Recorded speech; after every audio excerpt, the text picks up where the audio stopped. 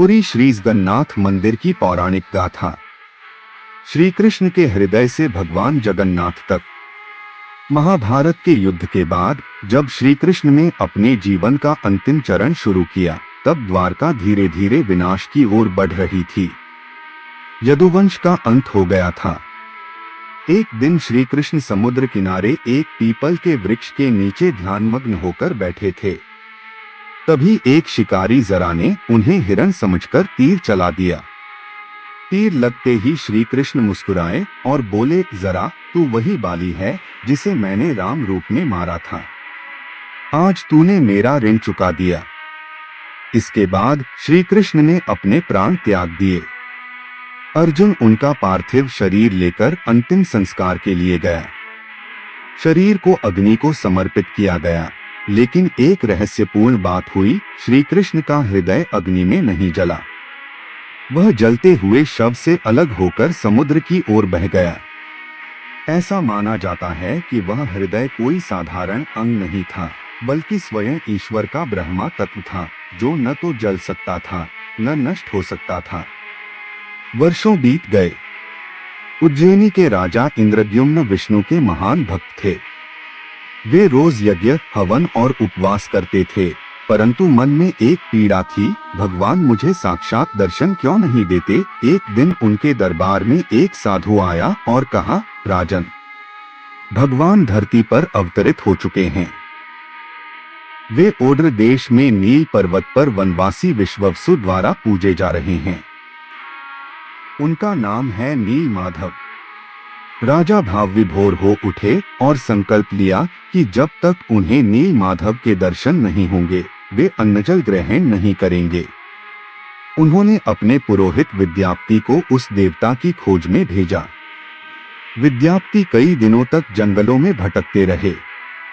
अंत में वे एक वनवासी विश्ववसु के घर पहुंचे और वहां कुछ दिन बिताकर उसकी पुत्री ललिता से विवाह कर लिया।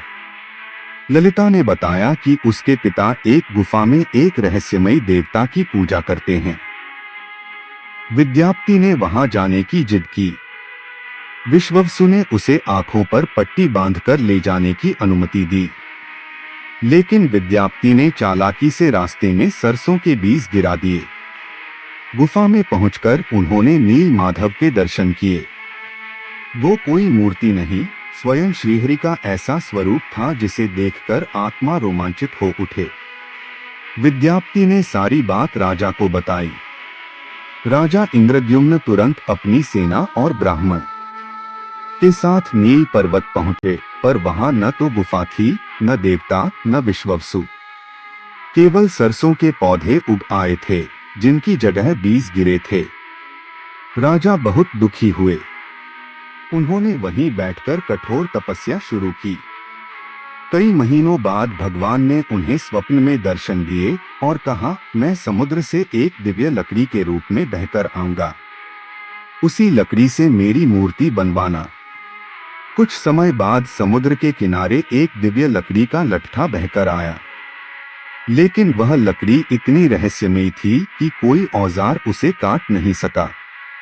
तभी एक वृद्ध कारीगर वहां आया और बोला, मुझे यह मूर्तियां बनाने दो, लेकिन एक शर्त है, जब तक मूर्तियां बन रही हैं, कोई अंदर नहीं झांकेगा। मैं 21 दिनों में इसे पूर्ण करूंगा। वह वृद्ध कोई और नहीं, स्वयं विश्वकर्मा थे। राजा ने वादा किया, लेकिन 18वें दिन रानी को चिंता हुई, भीतर से कोई आवाज नहीं आ रही थी। उन्होंने दरवाजा खुलवा दिया। अंदर औजार पड़े थे, मूर्तियां अधूरी थीं। हाथ पैर अधूरे थे, आकृति असामान्य थी। राजा दुखी हुए, लेकिन उसी रात भगवान ने फिर स्वप्न में दर्शन दिए और कहा, राजन, यही मेरा सच्चा रूप है। शरीर नहीं, आत्मा ही मेरा स्वरूप है। अधूरी लगने वाली ये मूर्तियां ही अब मेरी पूर्णता हैं। इसी दिन एक रहस्यमयी साधु पुजारी आया। वह समुद्र से बहकर आए श्री कृष्ण के ब्रह्मा हृदय को अपने साथ लाया था। मूर्ति स्थापना के अंतिम क्षणों में मंत्रों के साथ उस ब्रह्मा तत्व को मूर्तियों के भीतर प्रतिस्थापित किया गया। वहीं से प्रारंभ हुई जगन्नाथ पूजा। समय के साथ विशाल मंदिर बना और उसी के केंद्र में 3 मूर्तियां स्थापित की गईं, भगवान जगन्नाथ, उनके भ्राता बलभद्र और बहन सुभद्रा। हर 12 से 19 वर्षों में जब नई मूर्तियां बनाई जाती हैं, इसे नवक्लेवर कहा जाता है। उस रहस्यमयी ब्रह्मा तत्व को आंखों पर पट्टी बांधकर पुराने से निकालकर नई मूर्तियों में स्थापित किया जाता है। आज तक किसी ने उसे देखा नहीं। कहा जाता है जो भी उसे छूता है उसका शीघ्र ही देहांत हो जाता है, क्योंकि वह केवल अंग नहीं, स्वयं नारायण की चेतना है। और हर वर्ष जब रथ यात्रा होती है तो ऐसा लगता है मानो भगवान स्वयं नगर भ्रमण को निकले हैं।